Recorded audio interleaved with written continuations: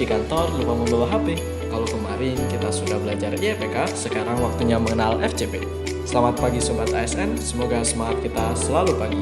Perkenalkan, saya Torik Mujidilhaq akan menemani Anda beberapa menit ke depan. Masih ingat dengan video yang lalu tentang IEPK? IEPK adalah singkatan dari Indeks Efektivitas Pengendalian Korupsi. Untuk meningkatkan level IEPK ada 5 metode. Yang pertama adalah FRA atau Fraud Risk Assessment. Yang kedua adalah FCP atau Fraud Control Plan. Yang ketiga ada MPAK atau Masyarakat Pembelajar Anti Korupsi. Yang keempat ada CC atau Coaching Clinics. Dan yang terakhir ada ATT-LBI atau Audit Tujuan Tertentu lainnya di bidang investigasi. Nah, kali ini kita akan membahas salah satu metode tersebut, yakni FCP. Apa itu FCP? Mari kita bedah satu persatu. Fraud Control Plan diartikan dalam bahasa Indonesia dengan rencana pengendalian kecurangan. Sebelum kita mulai dengan FCP, mari kita mengenal terlebih dahulu apa fraud yang sebenarnya. Kebanyakan dari kita menganggap fraud dan korupsi adalah satu definisi, padahal fraud cakupannya lebih luas dari itu. Fraud adalah perbuatan yang dilakukan secara tidak jujur dengan tujuan untuk memperoleh keuntungan atau mengakibatkan kerugian dengan cara menipu, memperdaya, atau cara-cara lainnya yang melanggar ketentuan perundangan yang berlaku. Berdasarkan hal itu, fraud dibagi menjadi 3 hal, yaitu yang pertama korupsi, penyalahgunaan aset atau aset misappropriation, dan pelaporan curang atau fraudulent statement. Yang pertama adalah korupsi. Korupsi adalah penyalahgunaan wewenang yang merugikan organisasi, pemangku kepentingan, dan atau merugikan negara untuk mendapatkan keuntungan pribadi, baik secara langsung atau tidak langsung. Korupsi juga bisa diartikan sebagai perbuatan memperkaya diri sendiri atau orang lain atau suatu korporasi secara melawan hukum. Contohnya adalah konflik of interest, penyuapan, gratifikasi tidak sah, pemerasan, dan lain-lain sesuai dengan yang dinyatakan dalam Undang-Undang Tindak Pidana Korupsi. Yang kedua adalah penyalahgunaan aset atau aset misappropriation. Adalah pengambilan aset secara tidak sah dan tanpa izin, atau bisa diartikan juga sebagai pihak yang diberikan tugas dan tanggung jawab untuk mengelola aset, menyalahgunakannya untuk memperkaya diri sendiri atau orang lain atau korporasi. Yang ketiga atau yang terakhir adalah pelaporan curang atau fraudulent statement, adalah tindakan yang dilakukan dengan sengaja untuk menyajikan informasi yang tidak benar atau tidak sepenuhnya benar, atau menghilangkan sebagian atau seluruh informasi dalam laporan keuangan atau laporan manajemen. Misal, menyajikan laporan keuangan atau laporan manajemen over atau understatement. Mengendalikan fraud atau kecurangan berarti memahami akar penyebab masalahnya.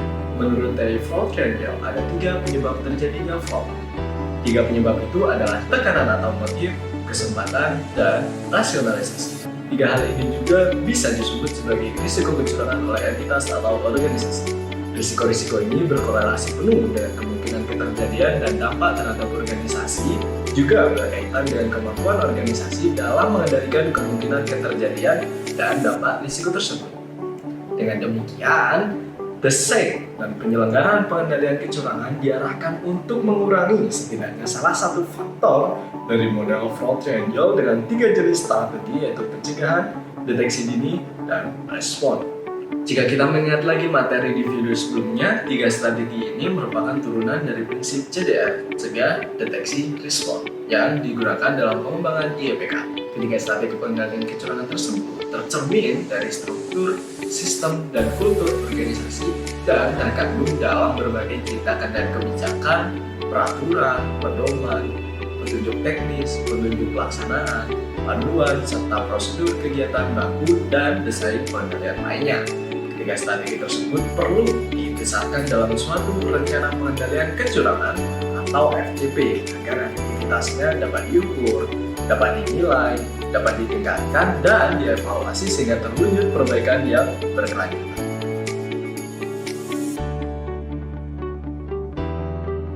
Nah, sekarang kita masuk ke FCP.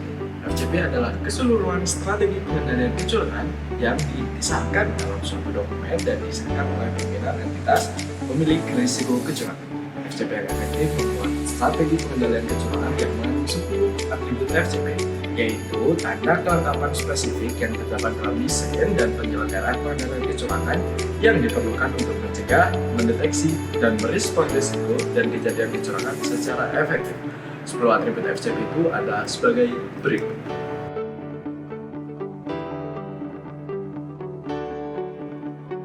Yang pertama adalah kebijakan anti kecurangan. Dalam konteks FCP, kebijakan tersebut mengatur mengenai apa dan bagaimana kebijakan anti kecurangan terintegrasi berperan memperkuat pengendalian intern organisasi agar tercapai tujuan organisasi dan tujuan pembangunan nasional. Kebijakan anti kecurangan juga mengatur bagaimana sinergi antara atribut FCP. Kebijakan anti kecurangan dapat berjalan efektif apabila syarat fundamental telah terpenuhi, yaitu komitmen pimpinan organisasi untuk mengimplementasikannya serta terciptanya budaya anti kecurangan organisasi yang selaras dengan strategi pengendalian kecurangan yang ditetapkan organisasi.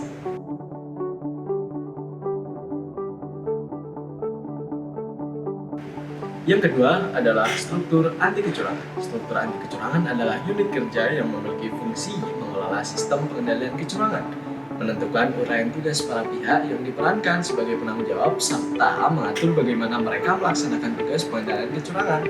Fungsi unit kerja anti kecurangan ini adalah melakukan pengelolaan strategi pengendalian kecurangan. Unit kerja ini bertugas membuat desain pengendalian kecurangan secara umum, memantau implementasi FCP, melakukan review atas sistem yang dijalankan, dan melaporkan kinerja pengendalian kecurangan yang telah ditetapkan.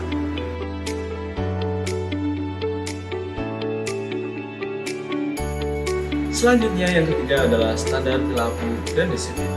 Standar perilaku dan disiplin menguraikan mengenai apa yang boleh dan tidak boleh dilakukan oleh pegawai, tindakan yang legal dan ilegal, serta sanksi yang akan diberikan jika pegawai melanggar standar perilaku dan disiplin. Standar ini merupakan penjabaran nilai-nilai etik dan budaya anti kecurangan yang menjadi fondasi dalam pembangunan sistem pencegahan dan pendeteksian kecurangan pada organisasi.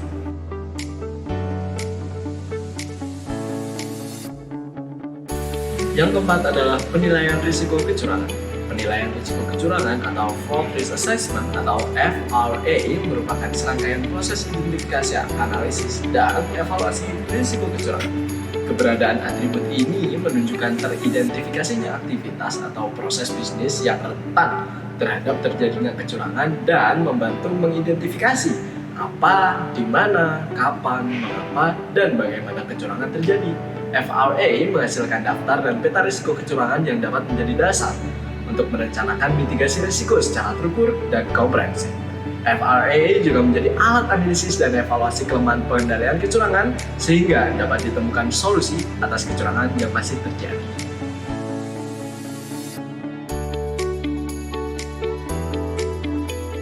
Yang kelima adalah manajemen sumber daya manusia.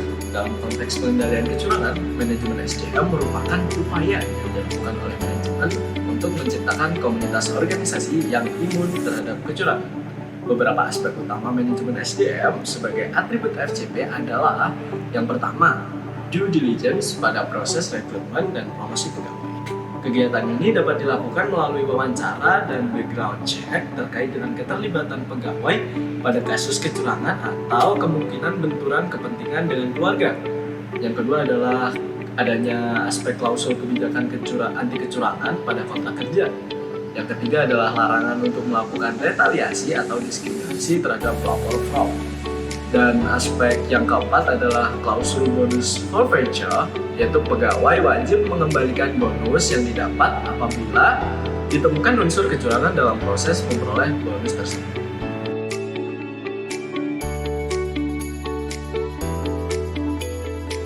Selanjutnya, atribut yang keenam adalah manajemen pihak ketiga.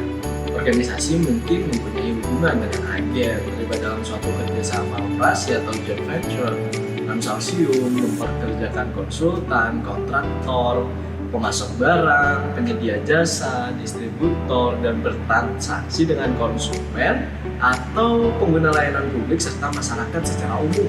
Nah, organisasi perlu menilai risiko kecurangan yang bersumber dari pihak ketiga tersebut dengan mempertimbangkan perannya bagi organisasi, akses terhadap data dan sumber daya organisasi, dan tingkat tanggung jawab organisasi apabila pihak ketiga melakukan kecurangan.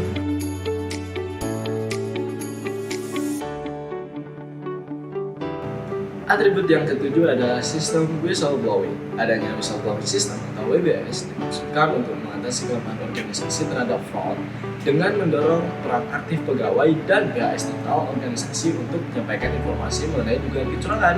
Untuk dapat efektif, WBS perlu dilengkapi dengan perlindungan bagi whistleblower. Perlindungan whistleblower adalah jaminan perlindungan yang diberikan oleh organisasi kepada whistleblower dari kemungkinan retaliasi dalam bentuk pemecatan, penurunan pangkat, mutasi yang tidak adil, maupun sanksi sosial.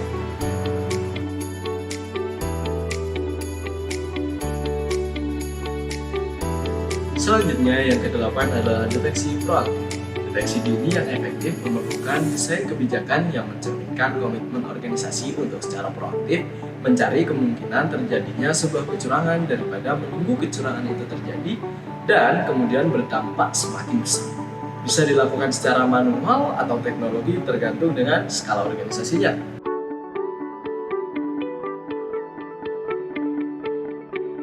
Yang kesembilan, sebelum terakhir adalah investigasi. Investigasi adalah prosedur internal organisasi dalam pengumpulan dan analisis data dan informasi untuk mengetahui atau membuktikan suatu dugaan kejadian kecurangan.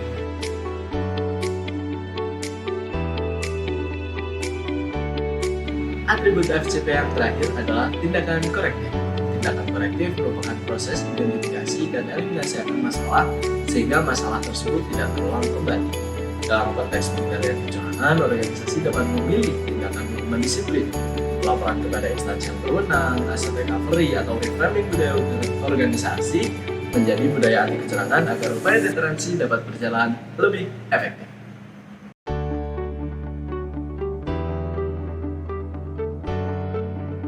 Dengan dibuatnya atribut FCP oleh entitas pemilik resiko secara lengkap, diharapkan entitas atau organisasi dapat mengatur resiko fraud dan meminimalkan kemungkinan keterjadian dan dampak fraud sehingga pada ujungnya meningkatkan akuntabilitas keuangan dan pembangunan dan meningkatkan indeks efektivitas pengendalian korupsi atau IEPK.